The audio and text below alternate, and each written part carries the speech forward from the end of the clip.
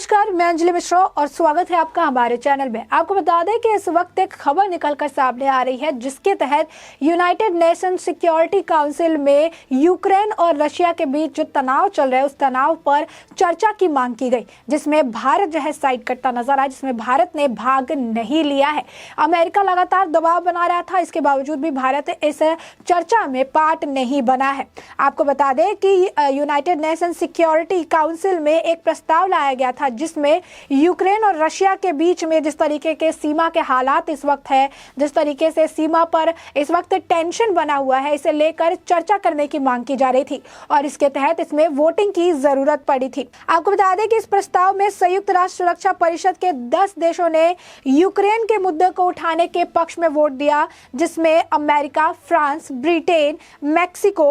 और आयरलैंड आदि देश शामिल हुए। वहीं आपको बता दें कि इस पूरे मामले में जो रूस और चीन है उन्होंने इसके खिलाफ जो है मतदान किया, यानी वो नहीं चाहते कि इस पूरे मुद्दे पर चर्चा की जाए। तो रशिया और चाइना एक साथ नजर आए और उन्होंने इसके खिलाफ वोटिंग की। तो वही 3 जो सदस्य हैं, भारत, केन्या और गिबांग जो है वो इनसे पूरी दूरी बनाई रखी, उन्होंने जो है बीच का रास्ता चुना है। बता दें कि यूनाइटेड नेशन सिक्योरिटी काउंसिल में इस चर्चा को बढ़ाने के लिए सिर्फ 9 वोट की जरूरत होती है, यानी 9 वोट अगर हामी भरते हैं, 9 जो देश है वो अगर हामी भरते हैं तो उसके बाद इस पर चर्चा शुरू हो सकती है। और ऐसे में भारत इस मुद्दे पर किसी का समर्थन नहीं करना चाहता था, क्योंकि अगर वो रूस के लिए अगर वो वोट देता, ऐसे में अमेरिका सहित कई पश्चिमी देश उससे नाराज हो जाते। तो वहीं दूसरी तरफ अगर भारत यूक्रेन का समर्थन करता तो इससे रूस के साथ भी उसके रिश्ते खराब हो सकते थे। तो भारत ने बीच का रास्ता जो है उन्होंने चुना और वोटिंग से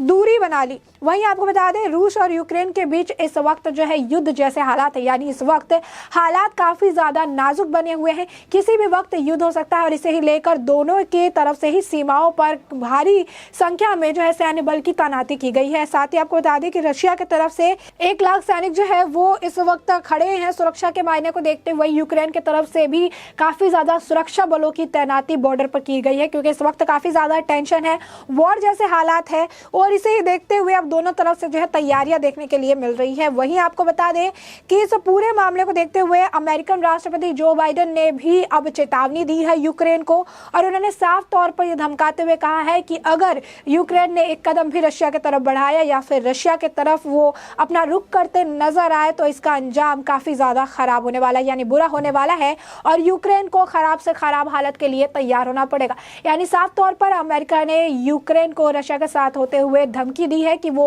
अब पीछे हटना उनके लिए एक मुनासिब कह सकते हैं कदम हो सकता है। वहीं आपको बता दें कि अमेरिकी राष्ट्रपति ने जिस तरीके से रूस यूक्रेन विवाद के बीच बड़ा फैसला ले लिया है, तो वहीं पूर्वी यूरोप के नाटो देश जो है वो अमेरिका में अपने सैनिक बढ़ाएंगे। बता दें कि पुतिन पूर्वी यूक्रेन से ही नेटो सेनाओं को हटाने की मांग करते रहे। इसी बीच यूक्रेन संकट के बीच नेटो महासचिव जेंस स्टोलबर्ग ने बड़ी बात कही। उन्होंने कहा है कि नेटो गठबंधन देश के पूर्वी जो यूरोप है उसमें सेना को बढ़ाने के लिए हामी भरते नजर आएंगे। और इस पूरे मामले को देखते हुए आपको बता दें कि रशिया ने जो है भारत को धन्यवाद जताया है और उसने भारत को धन्यवाद दिया है और कहा कि यूक्रेन को लेकर अमेरिकी दबाव पर वो नहीं झुके हैं, हिंदुस्तान नहीं झुका है और इसके लिए वो हिंदुस्तान का काफी ज्यादा शुक्रगुजार है। आपको बता दें कि हिंदुस्तान की तरफ से ये बात कही गई, उन्होंने कहा है कि वो ये चाहते हैं कि इन दोनों के बीच में शांति बने, इनके बीच में जो है एक पीस देखने के लिए मिले और इसे सुनिश्चित करने के लिए भारत का अगर कोई भी समर्थन इन्हें लगेगा तो भारत अपने तरफ से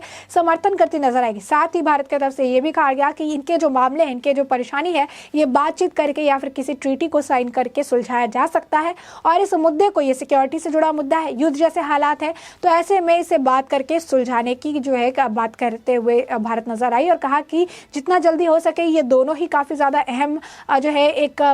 सिक्योरिटी पॉइंट से देखने के लिए मिल रहे हैं। तो ऐसे में इन दोनों को ही आपस में बात करके इन चीजों को सॉर्ट आउट करके पीस बनाने के इस वक्त जरूरी है और पीस बनाने के लिए जो भी जरूरत इन्हें लगेगी, जो भी एक सपोर्ट इन्हें भारत की तरफ से चाहिए होगा, भारत इन्हें सपोर्ट देता हुआ नजर आएगा। लेकिन भारत चाहता है कि इन दोनों के बीच में संधि हो जाए, इन दोनों के बीच में जो है पीस वाले माहौल देखने के लिए मिले। वहीं आपको बता दें कि संयुक्त राष्ट्र सुरक्षा परिषद में यूक्रेन की स्थिति पर बैठक से पहले चीन के प्रज्ञातक मतदान के खिलाफ मत देने और इसमें भारत, केन्या और गिबांग ने अनुपस्थित रहने पर संयुक्त राष्ट्र ने एक रूसी राजनयिक ने मतदान के पहले अमेरिका दबाव के बावजूद डटे रहने पर चारों देशों को शुक्रिया अदा किया है। भारत ने यूक्रेन सीमा पर तनावपूर्ण हालात को लेकर चर्चा के लिए होने वाली बैठक में संयुक्त राष्ट्र सुरक्षा परिषद में प्रक्रियात्मक मतदान में भाग नहीं लिया था और इसे देखते हुए ही रशिया ने अपनी तरफ से कह दिया है कि वो भारत के शुक्रगुजार है कि भारत ने इसमें भाग नहीं लिया। भारत समेत और भी जो 4 देश थे उन सभी का रशिया ने धन्यवाद अदा किया है और कहा है कि इसी तरीके से भारत ने कहीं ना कहीं इसमें पार्ट ना लेकर अमेरिका के दबाव होने के बावजूद जो भारत है उसने इसमें समर्थन नहीं किया। ये एक बड़ी बात है और इससे ये काफी ज्यादा खुश नजर आए। साथ ही साथ आपको बता दें कि इसे लेकर संयुक्त राष्ट्र में रूस के प्रथम उपस्थायी प्रतिनिधि दिमित्री पोलिस्की ने सोमवार को संयुक्त राष्ट्र में अमेरिका राजदूत लिंडा थॉमस ग्रीनफील्ड के एक ट्वीट पर जवाब दिया और उन्होंने ट्वीट पर जो है जवाब देते हुए उन्होंने लिखा था कि जैसा हमें उम्मीद की थी यह एक जनसंपर्क हथकंडे के अलावा, यानी यहाँ पर इसे स्टंट बताया गया था, पीआर स्टंट उन्होंने कहा था। इससे बता दें आपको कि उन्होंने लिखा कि इसके अलावा कुछ भी नहीं था। ये मेगाफोन डिप्लोमेसी यानी सीधे तरीके से बात करने के बजाय किसी भी मुद्दे को विवाद की तरह पेश करना, इसे कहते हैं। आपको बता दें कि डिप्लोमेसी की तरह उन्होंने बात किया, कूटनीति जो है इसे खराब उन्होंने बताया और इसका उदाहरण दिया है। उन्होंने कहा इसमें कोई सच्चाई नहीं है, केवल आरोप और निराधार दावे हैं। पोलिस्की ने कहा यह अमेरिकी कूटनीति का सबसे खराब स्तर है जो इस बार देखने के लिए मिल रहा है। अपने 4 सहयोगी चीन, भारत, गेबांग और केन्या का धन्यवाद जो मतदान से पहले अमेरिकी दबाव के बावजूद डटे रहे। यानी साफ तौर पर इस बार आपको बता दें कि अमेरिका और जो है अमेरिका समर्थन करती नजर आ रही है, वहीं भारत ने बीच का रास्ता चुना और उसने ना रशिया का समर्थन किया ना ही यूक्रेन का समर्थन किया, क्योंकि इस वक्त रशिया और यूक्रेन में वॉर जैसे हालात बने हुए, यानी युद्ध कभी भी हो सकता है। और इसे देखते हुए भारत ने किसी का समर्थन नहीं करके सिर्फ यही कहा कि वो चाहती है कि इन दोनों देशों के बीच में संधि हो जाए, दोनों देशों के बीच में जो है पीस देखने के लिए मिले, शांति देखने के लिए मिले। और यही कारण है कि वो लगातार अपनी तरफ से कोशिश करती नजर आ रही है। और इस पूरे मामले में जहां पर वोटिंग की जा रही थी कि यूक्रेन में और रशिया को लेकर जो इस वक्त स्थिति देखने के लिए मिल रही है, जहां पर सीमा में इस तरीके के दबाव देखने के लिए मिल रहे हैं, सीमा पर इतने ज्यादा सैनिकों की तैनाती की गई है, यानी टेंशन काफी ज्यादा बढ़ गई है। ऐसे में ये कहा जा रहा है कि इसे देखते हुए अब जो है अपने तरफ से निर्णय लेकर इस पूरे मुद्दे पर चर्चा हो और इसे लेकर वोटिंग की जा रही थी और उस वोटिंग में भारत ने भाग नहीं लिया।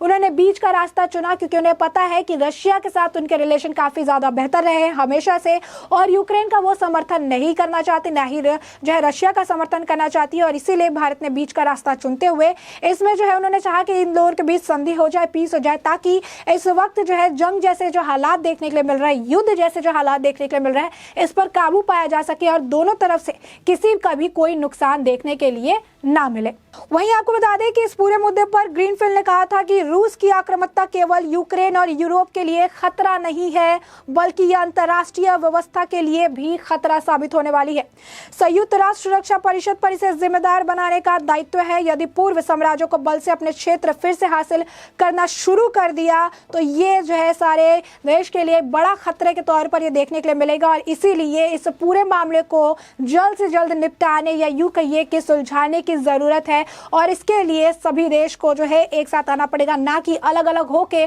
दोनों साइड लेके इस मामले को और भी ज्यादा खराब करने की जरूरत पड़ेगी। तो ऐसे में आपने ये पूरा मुद्दा जाना कि किस तरीके से इस वक्त रशिया और यूक्रेन के बीच में जो बॉर्डर है वहां पर टेंशन देखने के लिए मिल रही है और ऐसे में भारत ने बीच का रास्ता चुनते हुए किसी का समर्थन नहीं किया है और रशिया ने इस पूरे मामले को लेकर भारत को अपने तरफ से धन्यवाद जताया है। ऐसे में इस पूरे मुद्दे पर आपकी जो भी राय हो हमें कमेंट सेक्शन में कमेंट करके जरूर बताएं।